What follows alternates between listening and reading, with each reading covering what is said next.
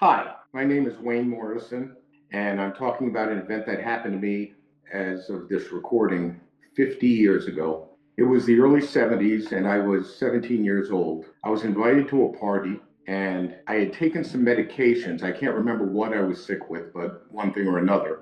And I was only 17. And when I got there, these guys were a little bit older than me, and there were a lot of drinks and things going around. And I started drinking. And at some point, and I'm not sure at what point in the evening I lost consciousness. Well, I assume I lost consciousness. What happened is one minute I was drinking and enjoying myself, and the next moment, what happened was I was moving in a dark blackness with a deep, deep noise that surrounded me. I think people have called it a tunnel, maybe even myself, but I'm not even sure that's how it seemed to me. It just seemed like a black expanse, but it didn't seem frightening. And as I was traveling, and it seemed like I was traveling fast in a forward fashion, I became aware of some sort of light in front of me. And as I drew near the light, I could see I was moving up above a field of flowers. And the flowers were not flowers that you normally see. They were, as I recall, very, very large flowers. Like some of these could have been 10, 12, 50 feet even. And they were all communicating with me. And when I say communicating, I don't mean they were speaking language. They were somehow interacting with me, and I was interacting with them. And it all seemed very peaceful and positive. And I guess at this point, being from planet Earth, I should have been alarmed, but I wasn't. And as I passed over this scene, some kind of presence, and I don't know what kind of presence, seemed to pull me towards an area where a light in the distance appeared. And this light was way off, but it was very bright. And it got closer and closer and closer until it was right in front of me. And I somehow instinctively knew that we knew each other, but I didn't have a name for the presence, the light. It wasn't a body, although it could have been somewhat body shaped. And the presence communicated immediately to me a lot of information. And one of the things I need to talk about is that the information that's communicated in this place isn't like we do here, where we use symbols of symbols of symbols. We say one thing to mean something that we think it is in our language. This was instantaneous sort of communication where I could feel and understand what was being said to me before I even could think about it. And because I knew for some reason that all my answers could be answered right now, I asked the one question that had bothered me up to that point, or at least had been working in my mind. And why am I here? What is the meaning of life? And this presence communicated to me a feeling of love. And when I say that, I don't mean a feeling of love as in how I've always felt about it here, or maybe others have. You love somebody, you love other people.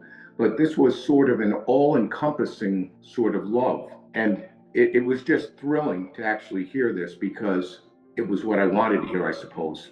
And at some point, I said, amongst the questions, one of the questions I have is, are there other people existing somewhere in the universe? And I was transported, and I don't quite know how. All I could feel is I was moving rapidly. And by rapidly, I don't think there's probably terms that we could use here, towards civilizations that I got to view from afar. And some of these looked ancient and some didn't. And then I returned.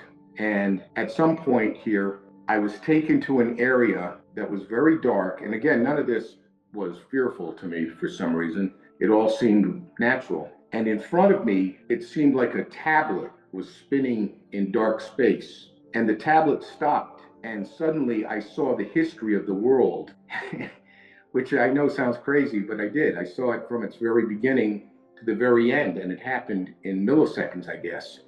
But somehow I absorbed all of this information rapidly. I understood it. At least then I did. And I understood that I was part of this process in some way. And I began to be worried that they were going to send me back to where I came from. And I somehow communicated that this isn't something I wanted to do. And it was communicated to me, and I'm not sure at this point who was doing the communicating, whether it was that original light presence or other presences, but it was communicated to me that I had to return. There was a reason, but I was stubborn, and I kind of refused to go. Suddenly, and this is probably the most remarkable part of my experience, I was surrounded by at least thousands of these light beings, and they began to sing the praises of me.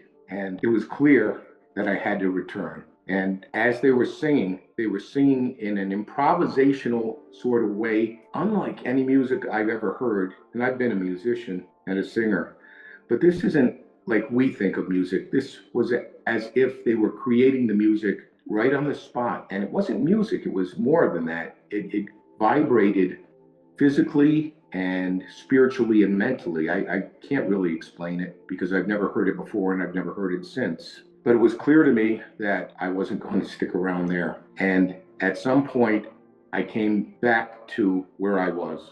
And I was in a bathroom in this apartment with these guys I barely knew, actually. And I was looking for a razor blade. And what I wanted to do, I believe I found one if I remember correctly. And what I wanted to do was slit my wrists. And I know this sounds very dark and morbid, but it wasn't for that reason. It was because I thought I have to get back there no matter what. I have to return.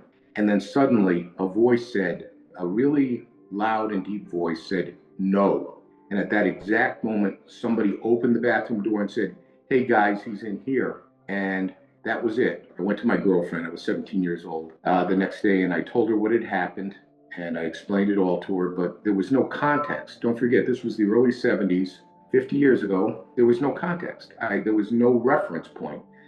So going forward about a year and a half, I'm married to my girlfriend. She's now my wife, and we have a baby. And we were watching TV on a daytime show. I'm guessing, I could be wrong on this, but it was a show like Merv Griffin. I don't know how many people will remember that, but it was a thing. And they had a guest on named Dr. Raymond Moody, and he had just released a book called Life After Life. And they began to discuss the events that occurred in this book of people who claimed to have died and had returned with stories that were very, very similar to mine. And I jumped up off the couch and I said to my wife, this is it. This is what happened to me. And I went out and I got that book. And sure enough, most of those events correlated with what I had happened, although some did differ somewhat, but they were basically the same thing. And then as the years went by and I got older and time went by here, of course, the internet came around and I began to see that other people on videos had had these experiences. And now at this point, I realize that there are millions of us. I mean, it just probably has happened since time began. That's my guess. And when I tell the story, it's kind of important to me that I don't try to color it with any religious experience. I personally don't belong to a religion. I'm not anti-religion. I just don't belong to one. But I have heard people say, I think that was Jesus. I think that was God. And yes, maybe I do think it was one and or the other. But I try not to put that into this story because I just want to relate the facts as they happened. And they happened so vividly and clearly that it impressed in my mind at the age of 17 something that has never let me go, really. And that's a good thing. It's not a bad thing. And as I grow older, which is happening, I take stock in it more and more every day, and I'm thankful and grateful.